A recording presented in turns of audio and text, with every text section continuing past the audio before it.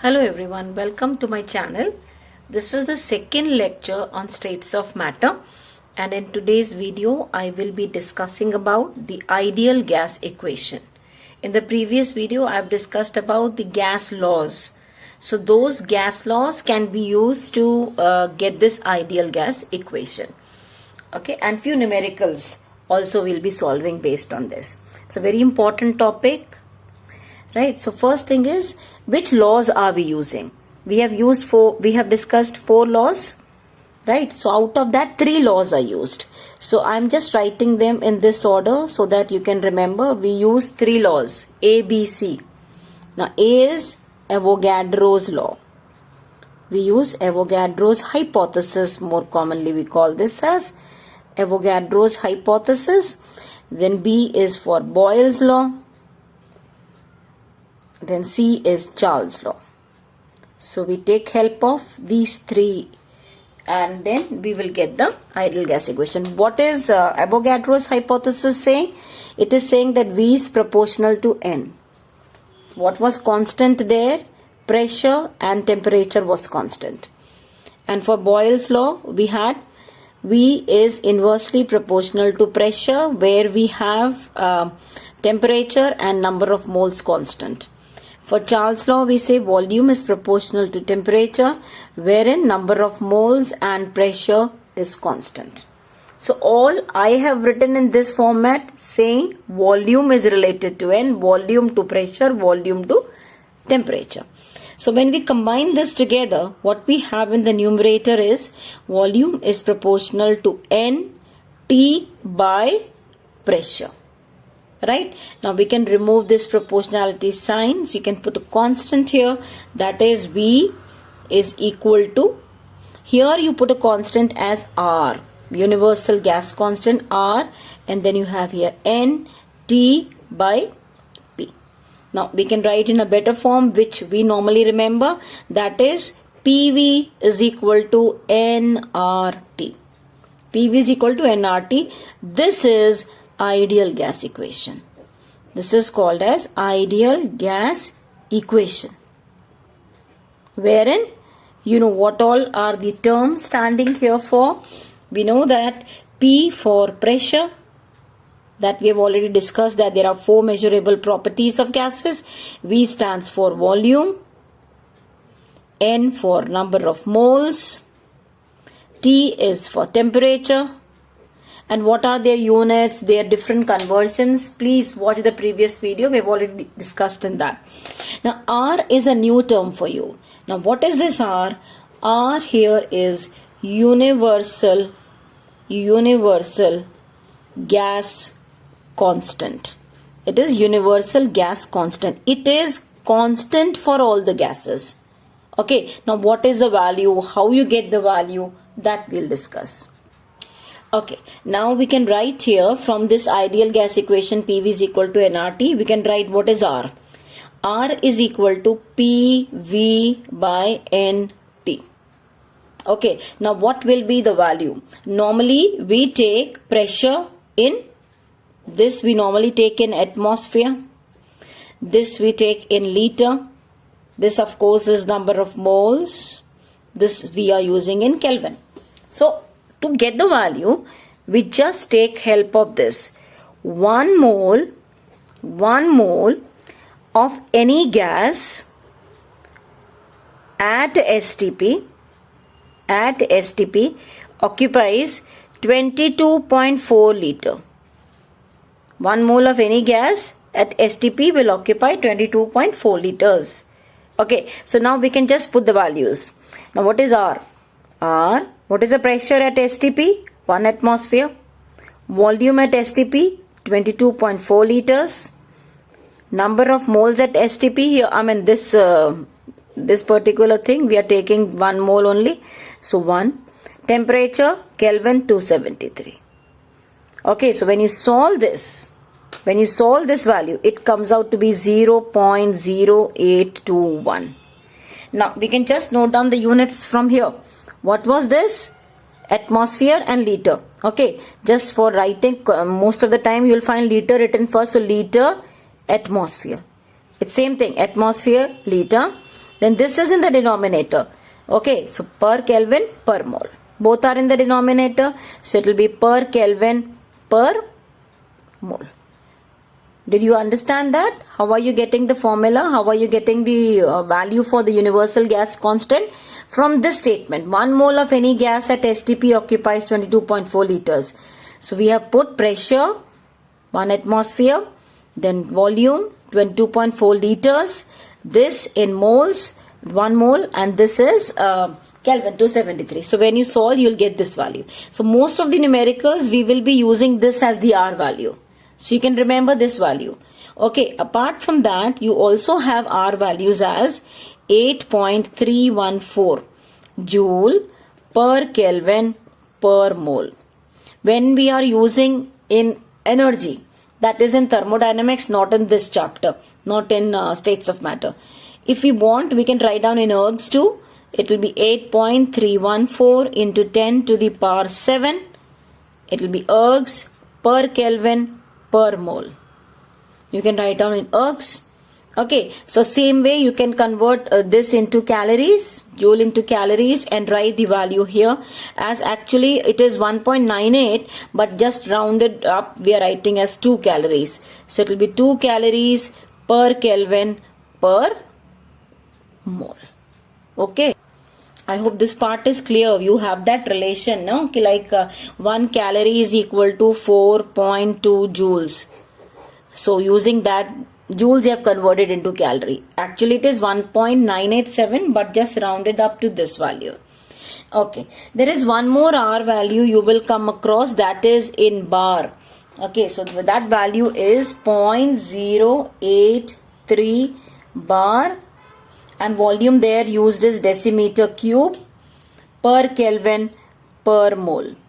Per mole. Okay, even this value you will be using many a times, 0.083. Fine.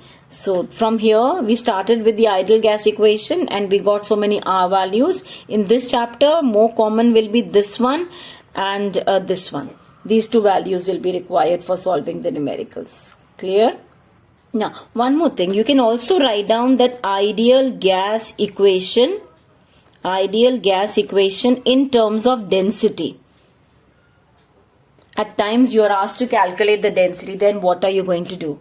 So you have this relation PV is equal to nRT. Okay, we are just modifying this equation to get P is equal to nRT by V. Okay. Now instead of this number of moles, we can write this as given weight by molecular weight. Instead of number of moles, given weight by molecular weight, RT by V we have as such, right? Now again, weight by volume can also be written as density. This weight by volume can also be written as density. So density RT by the molecular weight here, that is say capital M if I am writing molecular weight. So what are you having now for density? Density is equal to PM by RT. This density in terms of this, it is PM by RT.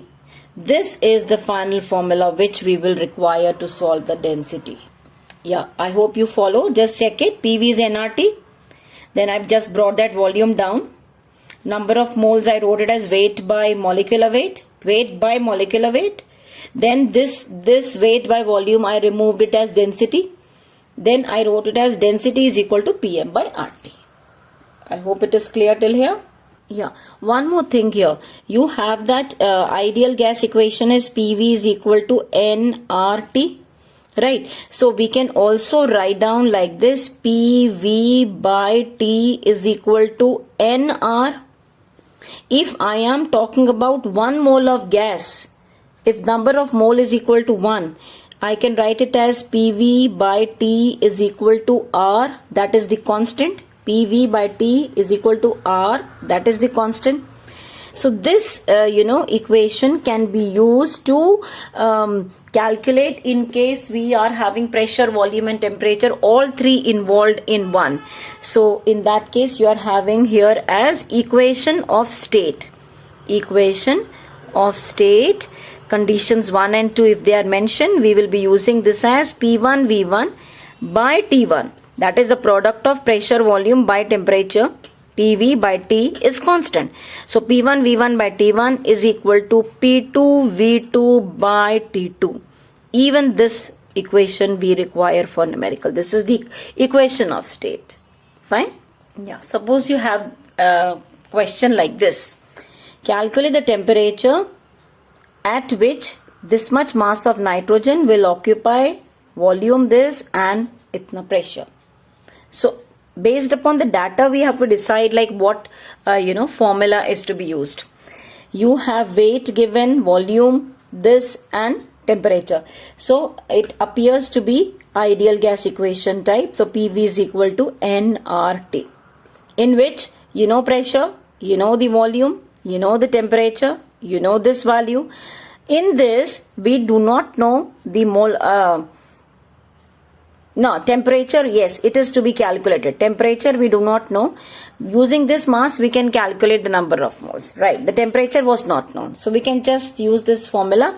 You can have that temperature. Temperature is equal to PV by number of moles. So we can just put the value now. Pressure is equal to 2.46. Volume is given as 10 liter. Number of moles is given weight by molecular weight. That means 28 divided by 28. That is 1 mole only.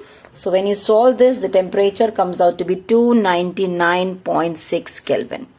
So based upon ideal gas equation, if you are having questions, you can be using this formula. If you are asked to compare, then we'll discuss just now.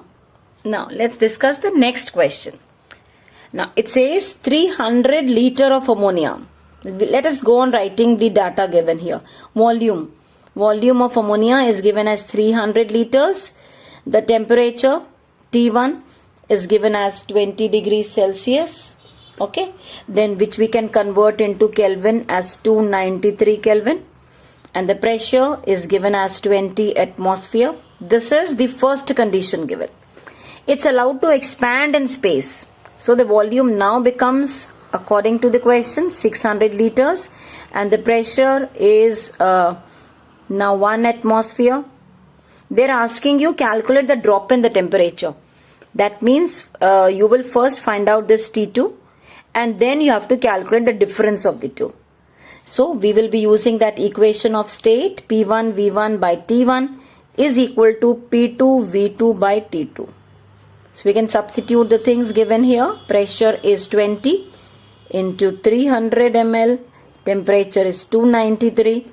That is equal to 1 into 600 and temperature. Okay, so when you just solve this temperature, this T2 comes out to be 29.3 Kelvin. So what will be the drop in the temperature? From this is more than the other one. So it will be T1 minus T2, which you have to solve it. T1 minus T2. That is 293 minus 29.3.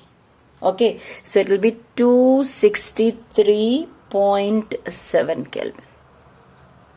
Fine. This question I hope you have followed. Yeah. Suppose now you have this question. Temperature at the foot of the mountain is this. Let's go on writing again the data. Temperature is 30 degrees Celsius and the pressure P1 is 760 millimeters. This is at the foot of the mountain. At the foot of the mountain. Now on the top of the mountain they are saying the temperature is, this is T2, that is 0 degrees Celsius and the pressure is 710 millimeter. Okay. Now first thing is let's convert this into Kelvin. This is 273, you have to add, so 303 Kelvin, and this again you can convert into Kelvin, you have 273 Kelvin. Right, they are asking you to compare the density of air at the foot in the mountain. You know the density formula is Pm by RT. Now in this, first let us rule out what all things are the same. Right. The molar mass is not changing of the air. The same air is here as well as on the top. R is also constant. I mean, it's not changing. So what all things are remaining constant? You can just see that. Let us bring there temperature there and pressure down. So you have dt by P, okay, dt by P is equal to some constant value, that is m by r, which is not changing.